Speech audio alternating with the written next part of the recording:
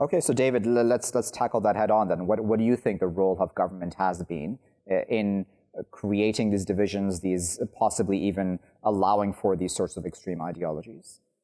Well, it's the big issue, and I've been researching this. I recently just submitted my piece last week, looking at the extreme far right, in particular the neo-Nazis.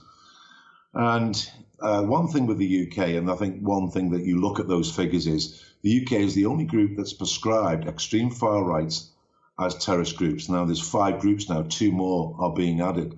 National Action, Scottish Jaunt, NS131, the System Resistance Network. They've all been linked with National Action, and the others morphed out. And the other group is the Sonnenkrieg Division. Now, they're linked to other groups globally.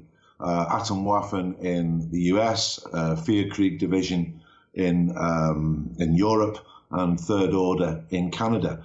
And although it seems a paradox because they're nationalistic in nature, they've been working together. And my concern is, we're approaching 12 months since the Christchurch attack, where over 50 people were killed. Recently, we saw in Germany, Halle, in October last year, where an extreme far-right influenced individual not only killed 2 people, but tried to enter a synagogue.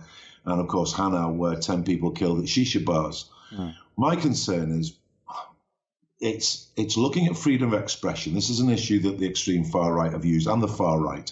The far right are more the anti-immigration, anti-Islam, and certainly European-based anti-EU.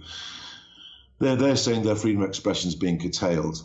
But it's now looking at hate crime. And what I found is an absolute disparity in hate crime globally. New Zealand doesn't have hate crime. Australia, it's a civil wrong.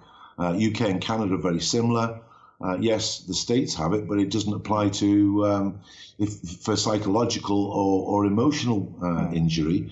And the other issue is interpretation of the courts of freedom of expression. I mean, cross-burning in the States, for example, I think if I said cross-burning, you'd be associated with the Ku Klux Klan. Yeah. Of course, it's there to intimidate and frighten, but that is protected under its freedom of expression. So I think states are going to have to start to work now, like they've done with the Islamists, and start working together globally to try and curtail this as far as they can. Okay.